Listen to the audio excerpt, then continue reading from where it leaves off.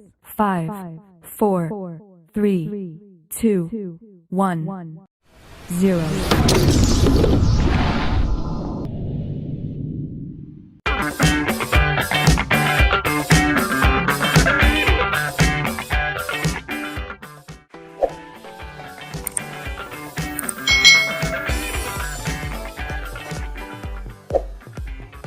Hai, selamat datang di channel YouTube Kak Citra.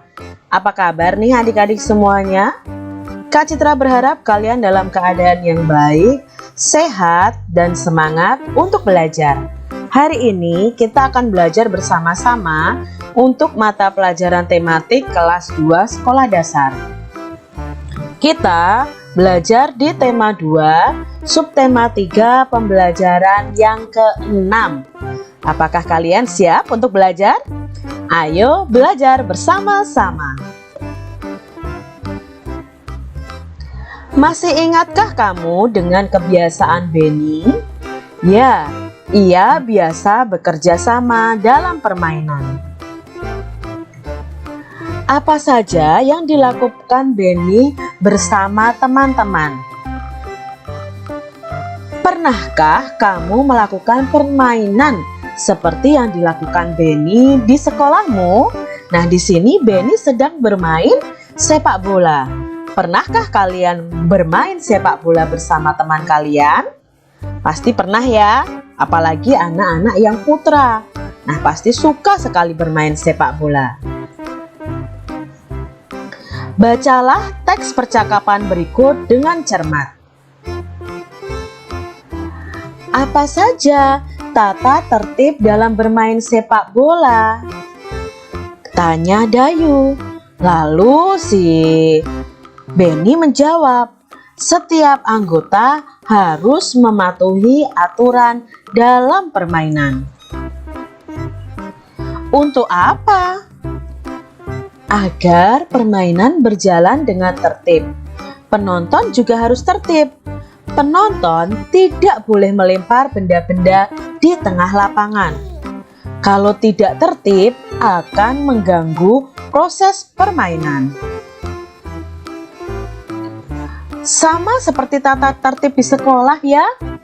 Jika tata tertib tidak dipatuhi, pasti timbul akibat yang kurang baik. Benar, kalau tata tertib di sekolah dijalankan, akan bermanfaat dalam kehidupan kita. Kita akan terlatih untuk hidup lebih disiplin. Selain itu, kita juga terbiasa hidup rapi dan bersih. Kita juga terlatih untuk bertanggung jawab dengan kegiatan yang kita kerjakan, serta membiasakan diri untuk ramah kepada orang lain. Membiasakan hidup tertib memiliki banyak manfaat dalam hidup. Berarti kalau kita tidak mematuhi tata tertib di sekolah, akan berakibat kurang baik. Kita pasti akan mendapatkan sanksi. Kalau pertama kali melanggar akan mendapatkan peringatan dahulu. Namun kalau sudah lebih dari sekali, akan langsung mendapatkan hukuman. Jika pelanggarannya terlalu parah, orang tua kita akan dipanggil. Nah, dari percakapan ini, kita mengetahui bahwa tata tertib itu ada manfaatnya. Apa manfaatnya adik-adik? Membuat hidup kita lebih disiplin, membuat kita berlatih bertanggung jawab dengan setiap kebiasaan atau pekerjaan kita, membuat hidup kita menjadi teratur. Nah, sedangkan kalau kita melanggar tata tertib itu juga berakibat yang kurang baik. Contohnya kita akan mendapatkan sanksi, hidup kita akan kacau. Nah, makanya adik-adik, jika ada tata tertib, mari kita patuhi bersama-sama.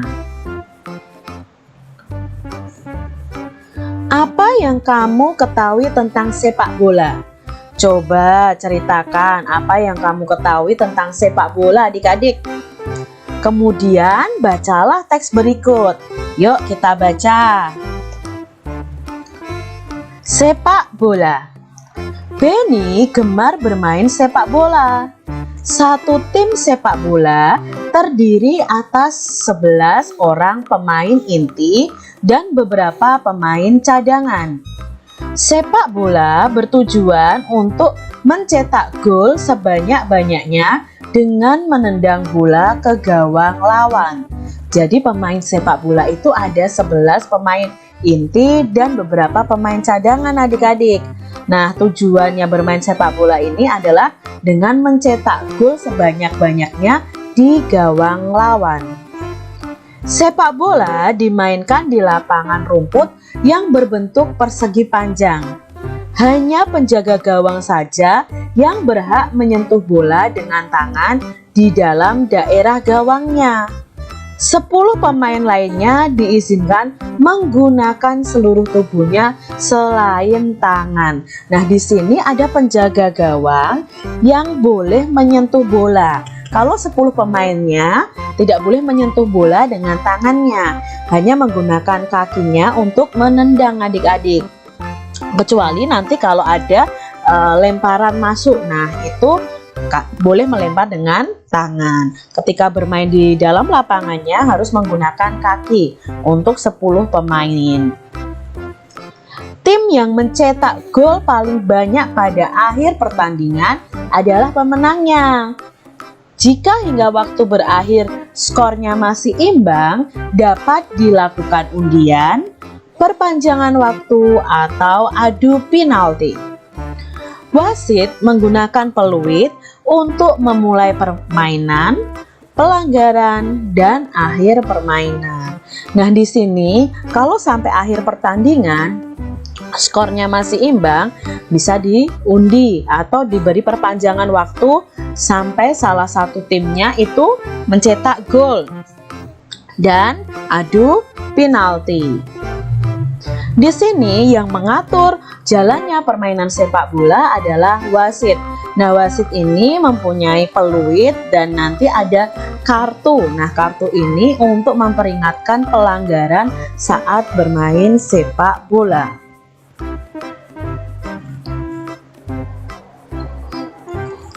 Diskusikan dengan temanmu makna kata berikut. Buatlah kalimat dengan menggunakan kata-kata tersebut. Nah, di sini ada kata-kata yang sesuai bacaan tadi. Ada kata tim, inti, gol, gawang, dan penalti. Nah, kita mau cari tahu maknanya satu persatu. Tim itu maknanya kelompok atau regu. Jadi kalian bisa buat kalimat. Satu tim dalam sepak bola ada 11 pemain. Berarti satu kelompok dalam sepak bola itu ada 11 pemain.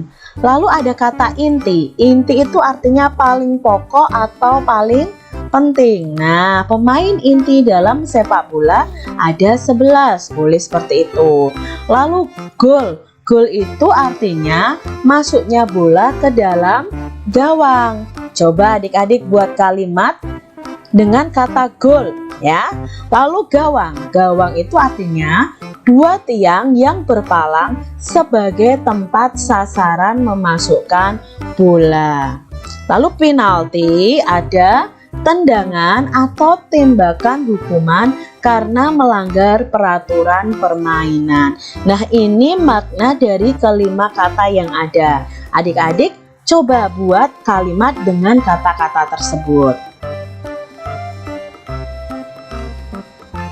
Dalam bermain sepak bola, alat yang dipakai adalah peluit, bola, dan kartu. Ayo amati benda-benda tersebut. Dan kalian bisa sebutkan ciri-ciri dari benda-benda tersebut. Peluit. Nah, di sini Kak Citra punya gambarnya. Coba deh adik-adik sebutkan apa sih ciri-ciri dari peluit ini? Dari warnanya, oh berwarna-warni. Terbuat dari apa? Oh, terbuat dari plastik. Terbuat dari aluminium juga ada. Lalu mempunyai tali, bisa menghasilkan bunyi. Nah, mungkin itu ciri-ciri yang bisa kalian sebutkan. Coba kalian bisa tambahkan lagi ciri-cirinya. Lalu ada bola. Coba sebutkan ciri-ciri bola adik-adik. Ya, misalnya nih ya, berwarna putih, biru, atau putih, hitam ya. Ada tulisannya, berbentuk bulat, di dalamnya ada gasnya ya kan, ada udaranya di situ. Lalu terbuat dari karet, mungkin ada juga yang terbuat dari plastik yang biasanya dimainkan oleh anak-anak. Nah, coba kalian sebutkan ciri-ciri yang lain dari bola ini. Lalu ada kartu dalam sepak bola. Nah, ini adalah kartu yang dipegang oleh wasit. Nah, kartu ini dipakai wasit untuk memperingatkan tentang pelanggaran. Jadi, kalau kartu yang dikeluarkan kuning berarti itu pelanggaran yang ringan. Jadi tidak perlu ada hukuman keluar. Tapi kalau sudah kartu merah, itu berarti pemain tersebut harus keluar lapangan dan tidak boleh bermain lagi. Kita cari tahu ciri-cirinya. Nah, ciri-cirinya yang pertama berbentuk persegi panjang, berwarna kuning dan merah, ya ta? Terbuat dari kertas ya. Nah, di sini kalian bisa sebutkan ciri-ciri yang lain. Begitu adik-adik. Masih ingatkah kalian tentang pembagian yang bisa diubah dalam perkalian? Nah, pembagian itu bisa dicari hasilnya dengan kita mengubah dalam bentuk perkalian. Ini adalah contoh soal yang kita akan cari tahu jawabannya dengan mengubah pembagian tersebut ke dalam perkalian. Jadi di sini kalian bisa lihat dulu bahwa 27 dibagi 9 sama dengan titik-titik, karena titik-titik dikali titik-titik sama dengan titik-titik. Nah, nanti yang kita kerjakan yang bawah ini dulu adik-adik, baru kita ke pengurangannya. Kita cari dulu hasilnya 27 dibagi 9. Kita ubah 27 dibagi 9 sama dengan titik-titik menjadi perkalian. Nah, bentuk perkaliannya seperti ini adik-adik. Jadi titik-titik dikali 9 jawabnya 27. Nah, hasil titik-titik ini nantilah yang kita jadikan hasil dari pembagian 27 dibagi 9. Nah, untuk mencari tahu titik-titik ini kita pakai perkalian. Kita coba dulu 1 dikali 9 itu 9, pasti bukan 1.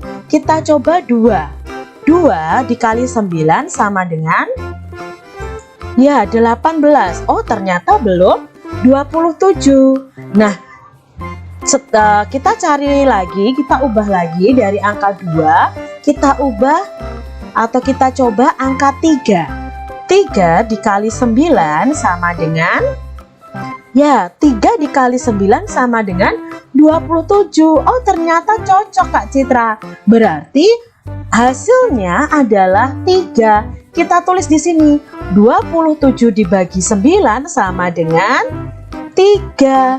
Karena 3 dikali 9 sama dengan 27.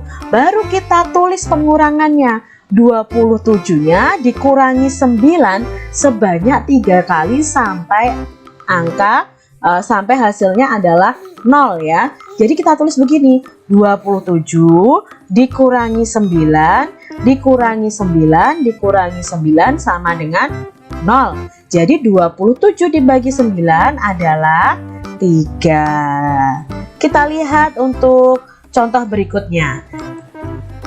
32 dibagi 8 sama dengan titik-titik, karena titik-titik dikali titik-titik sama dengan titik-titik.